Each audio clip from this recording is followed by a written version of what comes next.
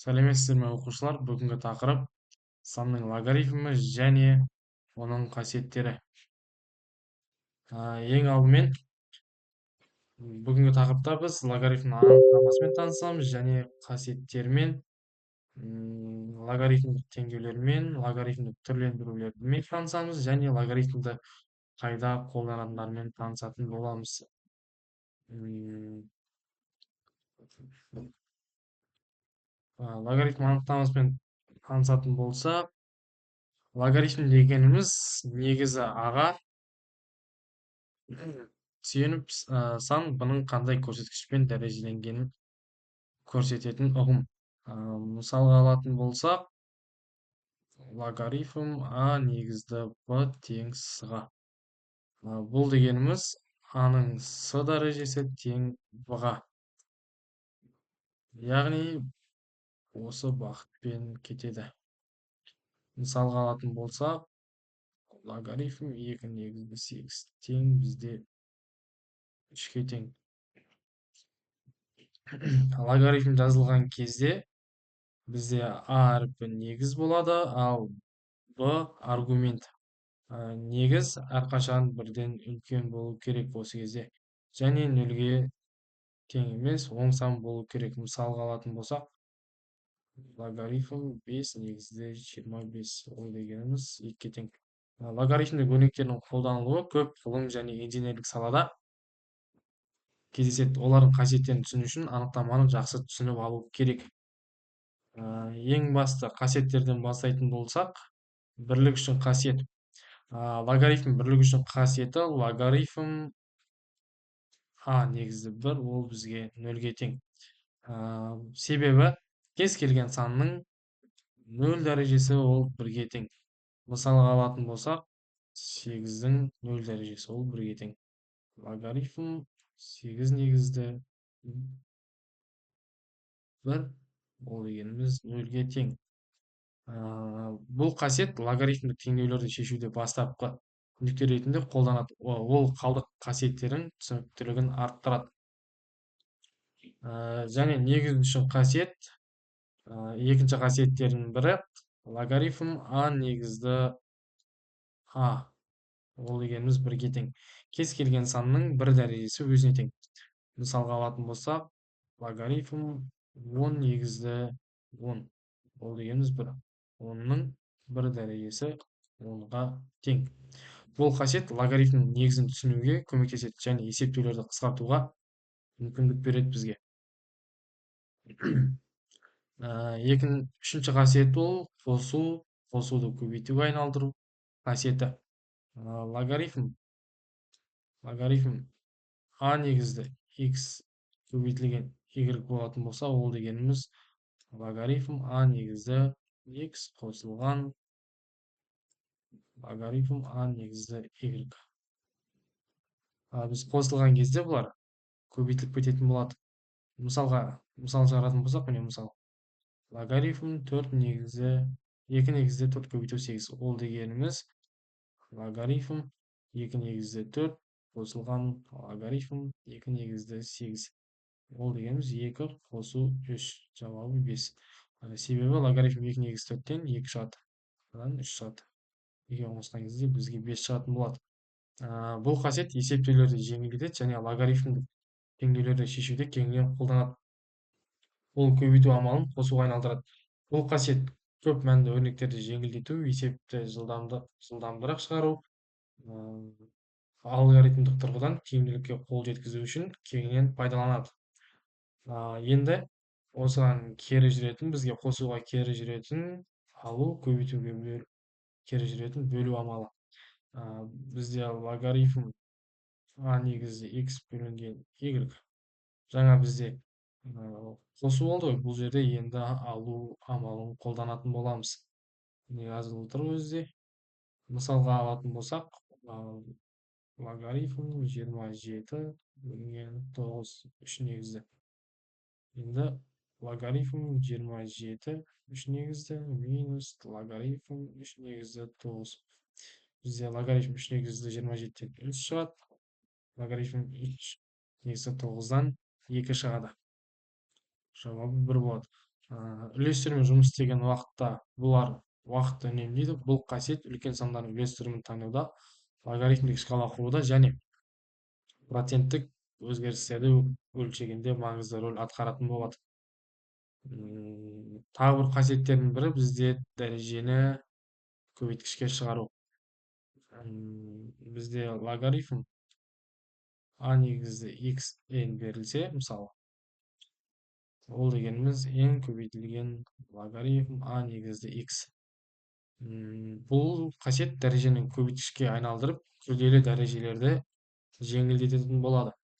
Мысалға алатын болсақ, логарифм 3 негізі 9-дың квадраты дейік мысалға. Ол дегеніміз логарифм алдында x бар, мына екіміз көтеруге түседі да. И 3 негізді 9. Бұл дегеніміз мынау 2-ні береді. Өзіміздің 2 бар. Жауабы 4 болады. Ал оны біз былай шығарсақ та болады, мысалы. Логарифм 3 негізде 81 десек те болады. Ол кезде дәрежені өзімізді қинап қаламыз. Ол кезде бәрібір жауабы 4 шығады. Бізге мына амал оңайырақ тиімдірек болады. Және бізде дәрежені шығардық қой, енді бізде түбір. Мысалға алатын болсақ, логарифм а негізді x. Ол дегеніміз 1 көбейтілген n-нің логарифм а негізді x. Мысалға алатын болсақ, логарифм 2 негізі түбір асты 8. Ол дегеніміз 2-ден 1 көбейтілген логарифм 8, 2-ден 8 жауабы 3-тен 2 шығады. Бұл қасиет көренді қолданатын есептеулерді бізде жеңілдететін болады. Ол түбірді көбейткішке айналдыруға мүмкіндік береді. Сол үшін біз осы формуланы қолданатын боламыз. Және тағы бір қасиеттердің бірі бізде кері қасиет, кері қатынас қасиеті. Бізде а негізді а-ның дәрежесінде логарифм а негізді x. Бұл деген x-ке тең. Логарифм негізімен астында тұрған сан бірдей болса, екеуі қысқарып кетеді. Сол кезде бірдей сан шығады. Бұл қасиет есептерді тексеруде пайдаланады. Ол логарифм мен дәреженің өзара кері функция екенін дәлелдейді. Мысалға алатын болсақ, 3-дің дәрежесіне логарифм 3 негізді 7. Ол кезде қысқарып кетеді, бізде 7 шығады. Келесі қасиеттердің бірі бізде негіз ауысу. Негіз ауысу дегеніміз, мысалға алсақ, логарифм а негізді x тең логарифм b негізі x бөлінген логарифм b негізді а. Негіздер бірдей болған жағдайда екеуі қысқарады да, астында бөліміндегі а негізіне кетеді, x аргумент болып қалады. Мысалға алсақ, есеп шығарып көрсетсек, логарифм 4 негізді 64. Бұл дегеніміз логарифм 2 негізді 64 болса, логарифм 2 негізді 4 деп алайық. Көрсе, осы кезде қысқарып кетеді да, бізде логарифм 4 негізді 64. Бұл дегеніміз 3-ке тең. Бұл формула әртүрлі негіздегі логарифмдерді ондық немесе натуралдық негізге ауыстыруға мүмкіндік береді. Келесі қасиет бізде логарифмдік теңдеулер. Логарифмдік теңдеулерде логарифм а негізі fx болса, бұл бізде fx тең а-ның дәрежесінде b. Мысалға, міне, логарифм 3 негізі x минус 1 тең 2. Біз 2-ні логарифм 3 негізі 9 деп алсақ болады. Осы кезде логарифмді қысқартып жібереміз де, x минус 1 тең 9. X тең 10. Түсінікті ғой, бұл түрдегі теңдеулерді шешу үшін логарифм анықтамасын пайдаланамыз. Ол дәреже түріне келтіру арқылы белгісізді табамыз. Бұл түрдегі теңдеулер күрделі математикалық есептеулерде кездесетін болады. Оларды шешу үшін логарифм қасиеттерін түсіну керек. Мысалға енді бізде негіз белгісіз болған жағдайда, мысалы логарифм n негізді a тең b болған жағдайда бізде n тең a-ның 1 бөлінген b дәрежесі болады. Біз осылай қолданатын боламыз осы формуланы. Дәл осы формуланы. Мына жерде жазылып тұр. Мысалға алатын болсақ, логарифм n негізді 9 тең 2. n тең 9 2-ден 1. Ол дегеніміз 3-тің квадраты. Негізі жауабы 3 шығады. Турасы 9 болады сол кезде 2-ден 1 болған соң. Бұның қолданамыз біз белгісіз негізді табу үшін екі жақты дәреже түріне көшіп, екі жақты дәреже беріп отырып қой. Тиісті алгебралық қадамдарды орындау арқылы шешімге қол жеткізетін боламыз. Қосынды түріндегі теңдеуді шешу. Жаңа айтып кеткендей, негіздер бірдей болған кезде біз көбейтеміз дедік, иә. Мысалы, осы мысалды алатын болсақ, сразу алатын болсақ, логарифм 3 негізді x қосылған 2 x минус 4. Логарифм 3 дегенде біз логарифм 3 негізді 27 деп аламыз. Сол кезде екі логарифм қысқарып кетеді. X плюс 2 x минус 4 тең 27. Жауап. Сосын біз мына екеуін квадратты көбейтіп алған кезде бізде x квадрат минус 2x минус 35 тең 0. Осыны дискриминантқа салып шығарамыз. Сол кезде бізде x тең 7-ге тең болады. Анықтама болсын тексеріп, тиімді шешімдерді іріктейтін боламыз. Тағы бір қасиеті түрлендірулер. Натуралдық және ондық байланыс болып бөлінеді бізде. ln дегеніміз, ln x дегеніміз ол натуралдық логарифм. Ал LG ол ондық байланыс. LG деген біздің 10 негізді логарифм. Логарифм EX бізде 2-ден 3 жауабына тең.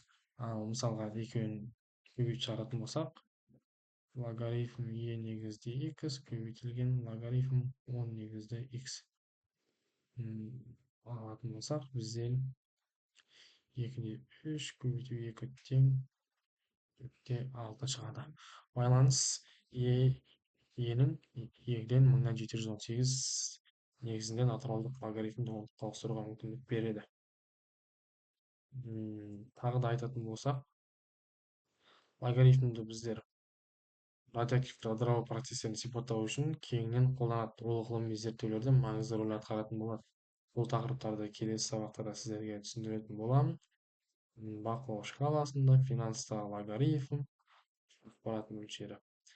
Енді бұл сабақты қорытындылайтын болсақ, басты формула мен ережелерді есте сақтайық. Ең алдымен көбейту қасиеті, бөлу қасиеті, дәреже қасиеті және негіз ауысу қасиеті. Көбейту кезде бізде қосылады, бөлу кезде азайтылады, дәреже кезде алдына шығады, ал негіз ауыстырған кезде x алдына шығады аргумент болып, ал бізде ағымыз негізге кететін болады. Дәреже қасиетінде дәреже қасиеті кезінде түбірдің астында кезде, тағы да еске саламыз, түбірдің астында болған кезде ол бізде 1 бөлінген n болып қалу керек. Бүгін менімен бірге өткендеріңізге рахмет, оқушылар. Сіздермен болғанымен математика мұғалімі Оразбек Ақжол. Жақсы, сау болыңыздар.